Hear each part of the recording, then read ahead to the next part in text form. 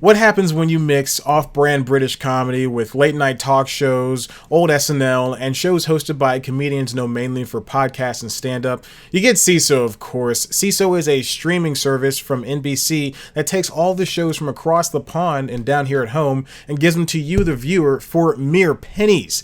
But not many people seem to know about this service, and if they do, it doesn't seem to matter to them. Seeso is only for the hardest of corest of comedy fans, like the ones who can follow along with things that Hayes Davenport and Sean Clement say on Hollywood Handbook. Yes, points. But Seeso is more than a streaming service. It's a platform, a gateway for comedians who would have never gotten a show on cable or broadcast. It's a place for watching the Monty Python's Flying Circus legally and a few of the group's movies. And it's the only service that has Brazil. Seriously, I couldn't find the Blu-ray anywhere, but watching it here is just as good. Seeso is like Crunchyroll in that it's made for a niche audience who wants one thing, except instead of tentacle monsters having sex with teenage girls, there's a Hawaiian giant touring America, and a couple of funny lesbians too. To put it bluntly, is Seeso worth your time? Let's get down and dirty and find Seeso's place on comedy.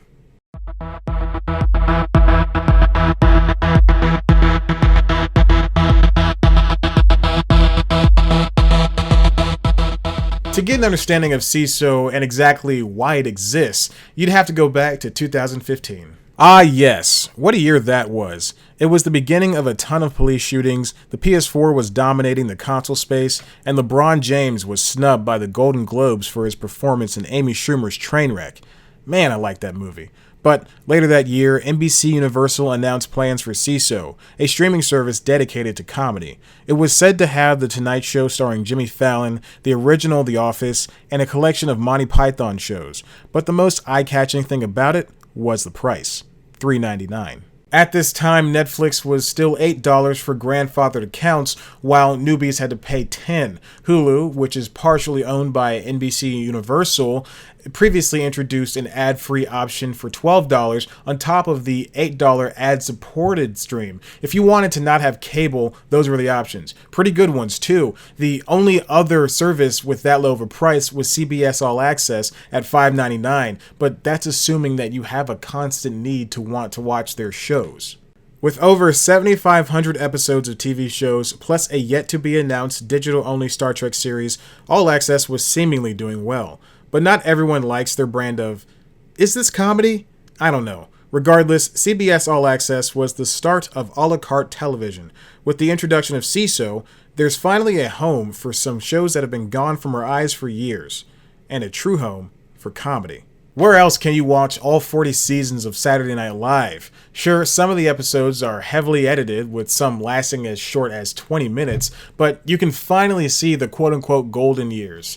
And Seeso was promised to have so much when it first came out, and it mostly delivered, but the only things missing are the daily stand-up specials. Where are they, NBC? Where are they? 20 original series were said to be in production for its first year alone, and what's very interesting is that all of the shows have been outstanding. From bajillion-dollar properties to Take My Wife to Flowers, none of the shows have fallen flat. Properties is a take on the house hunting shows that air on repeat on HGTV. Those shows are ridiculous in their own right, what with future homeowners need to have a secret attic room for their future kids to hide in that's tiled with elephant ivory and marble walls, and also a master bath with his and her bidets. But the Kulap Vilaysack created series takes all of that zaniness and quadruples it. The main arc has the real estate agents vying to be the new partner of Paul F. Tompkins' Dean Rosedragon. Each character is ruthless in their quest to be on top. What's more is that everyone is the target of a joke, whether it be Mondale Mons, Victoria King, and Drew Tarver's Baxter Reynolds going on for days about Tawny Newsom's Chelsea Lately making a mistake, or everyone tricking Tim Baltz's Glenn Bouchard into thinking that they all got happy endings from the company masseuse. The show really grew on me and kept me coming back week after week. Take My Wife from Cameron Esposito and Rhea Butcher is good on another level. It's charming and a bit more down to earth when compared to the other offerings on Seeso, but it does manage to get just as out there. It follows the two comedians working their way through the comedy world and the relationship. The cast is smaller and episodes tend to focus on themes such as rape jokes and money dependency. It's actually one of the only shows to do the discussion regarding rape jokes right. There's a tension in the air after a male comedian tells a joke about it and the camera slowly zooms in on the stone-cold faces of Butcher and Esposito. Moments where the show could have been preachy are doused with dark truths and funny jokes. It's a great show.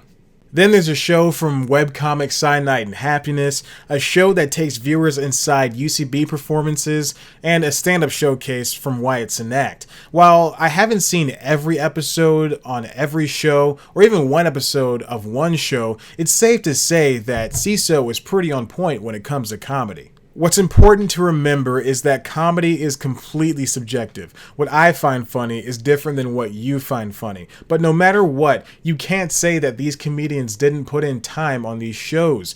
The amount of freedom each show has, from writing to editing to casting, is sheer brilliance. When these shows fall flat, which does happen at points, it's wholly on the creator and never on the network. Look at Hidden America. Host Jonah Ray took a tired concept and rejuvenated it with his brand of offbeat comedy, and it's really offbeat too. The host isn't afraid to make himself the butt of the joke as he falls for Airbnb robbers and not understanding if a woman is hitting on him at a Prohibition-era styled party. But Ray is, in particular, not a good actor. It's like he's doing a caricature painting of himself with no easel and no reference point. He comes off as dopey, as if he's not getting the joke that he himself wrote.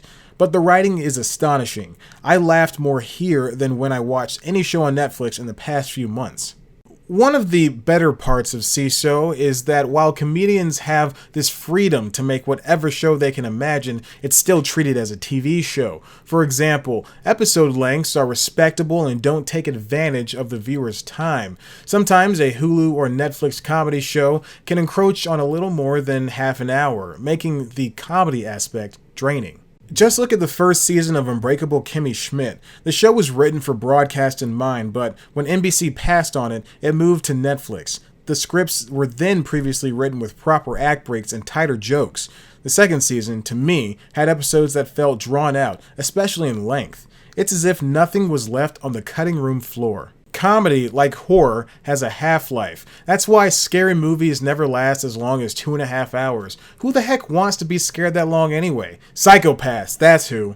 Seeso is good at what it does, but the site could use a little work. The website is, in short, not good. In fact, I'd say it's the worst streaming service site on the net. From the login screen, on which you have to put your email twice, to the strange layout of videos, it's a pain to navigate. Speaking of video, playback used to be iffy. In between the time I wrote the script and shooting the video, the entire site was updated. It's not infinitely improved, but it's better. Videos used to play on the left side of the screen while a makeshift playlist sat to the right. Now, the video takes up the entire portion of the screen real estate while everything else sits below. While it does look better, there's side letterboxing on the video, making the aspect ratio 4:3. Playback is slow, and clicking to another scene and coming back to a video leave a spiraling circle in the middle of the show for seconds at a time. Too long, didn't read, it's bad. A lot of this is nitpicking though. One of Seeso's biggest gets is that it's not only available through its own service, but it's also available through Amazon Prime Video. And thank God this service is available through Amazon Prime.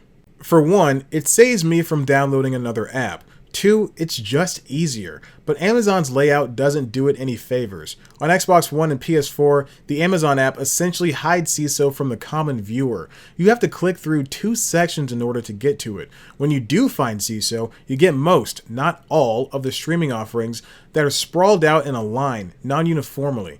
It's difficult to find the show or movie that you want. I cut around this by setting what I want to watch in my queue via the main site or phone app, then going back to the console. Did I mention Amazon splits up seasons? And the sound from Seeso shows are very tinny when compared to everything else on Prime. And don't get me started on searching. Another bad aspect of Amazon's in-app service is that it doesn't have everything from every show. If a show has a lot of episodes, like how The Tonight Show or Late Night have hundreds of episodes from their seasons, then you won't get the final 50 or so that you'd normally get online. Fallon's show tops out at 100 episodes on the console app, but Prime Video lists at least 90 more on the site. Late Night and Tonight Show are the only ones affected, as far as I know. But one of my biggest gripes has to be that Seeso's main site won't recognize that I'm a viewer through Amazon. If you sign up through Prime Video, Seeso won't recognize that you're paying already and will suggest for you to sign up. Why offer my service through another service if you're not going to transfer my data? They're like the Nintendo of the streaming video world.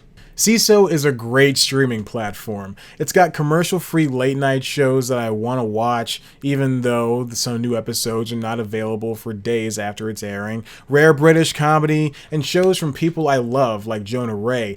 It's too bad the site and app are terrible. Really, I expect more out of NBC. But that price and the new shows have me locked in, for now. All Seeso needs is a little bit more synergy, and it could be better than the competition.